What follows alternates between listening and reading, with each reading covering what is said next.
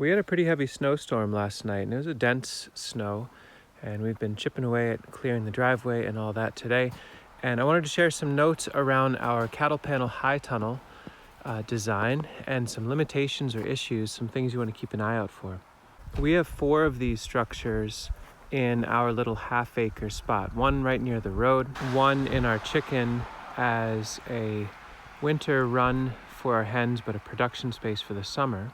Another one in our chicken yard that's dedicated for the chickens for composting in the winter, and a summer dust bathing spot.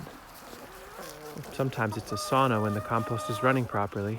And this high tunnel in our backyard. This is the one I made first. I think it's about 5 years ago now. And this is the one that's making me think I want to make this video. Because if you look at that roof line, it has not collapsed, but it's not too far off. A little bit more snow or some ice on top, and we could have a serious issue. And that is a fair bit of snow on there. And this is the oldest one, so maybe the metal's getting a little bit weaker. But let me go inside and you'll see. Oh, the greens look great, but you can see that roof is just on the edge. Far side looks great, so I definitely have to clean this off.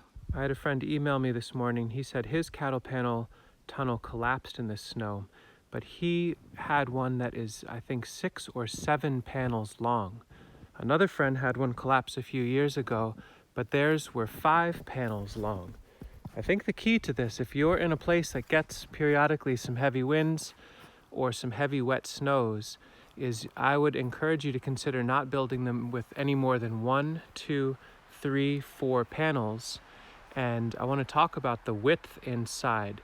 The snowier the places you live, the closer you want those bottoms to be. In this tunnel that is having some issues with this snow, the bottom of this, I believe, is 7.5 feet between where this goes down and that goes down on the other side.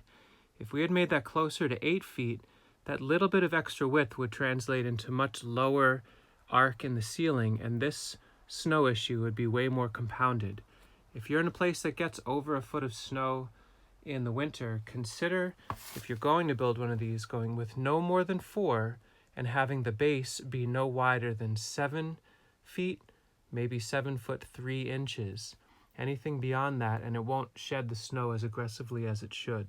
I'm going to go through with the snow shovel on the south side here and not dig next to the tunnel, but in the walkway that's a few feet away to make some space for the snow. And then I can gently use a shop broom to sweep some of that snow off. I don't want to do that first and have the snow pile up right at the bottom, so it'll apply heavy lateral pressure inward. The first pass with the snow shovel is from a few feet away. Make a gap, and then the second pass, I can gently come down with the shovel so that I can avoid digging into the poly. I definitely don't want to go like this to dig away the snow. I'm just trying to reveal it a little bit so I can get in there with the broom. It's a pretty significant weight up there, and so I definitely also want to avoid taking the broom and slamming it on the roof. But a gentle touch and just little pull at a time. I don't want the bristles to rub on the poly much either, so it's kind of just gentle, careful, slow. I don't want to shock this thing. Didn't actually take that long, and on the north side I pushed a little and it took off on its own and slid, and I didn't see any pushing in on the side, so we're okay.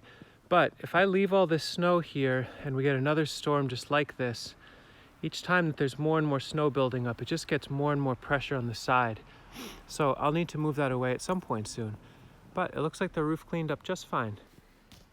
And from the inside, that dip disappeared. But I'd be a fool if I didn't make a note of this and make an adjustment. This space is pretty special to us in the winter, and I do not want to see this space be crushed if I can avoid it. So knowing that if we get over 8 inches, that end is a little bit weak, what I'll probably do is get some locust staves, hardwood staves that I can pound in on this side and go up at an angle, and I can push them up into position with a little T of wood, maybe one on this side, one on that side, just to support a bit to avoid issues in the future. I still believe strongly a cattle panel high tunnel is a great design fundamentally, But for a northern climate with intermittently heavy snows, after 5 years, I'll say my lesson strongly is no more than 4 panels and no wider than 7 foot 3 inches between the inside of where the panels touch the ground. This one's 7 foot 6, a little bit less capable of shedding snow the way it should. Just on the edge of being a great design, could have been a little bit closer and a little bit taller of an angle. Maybe you've already built a cattle panel tunnel in a particular way that you like or have had issues with. Share some notes down below. Let's learn from each other about this pretty fundamentally neat design path and what the limitations are. Thank you very much for watching.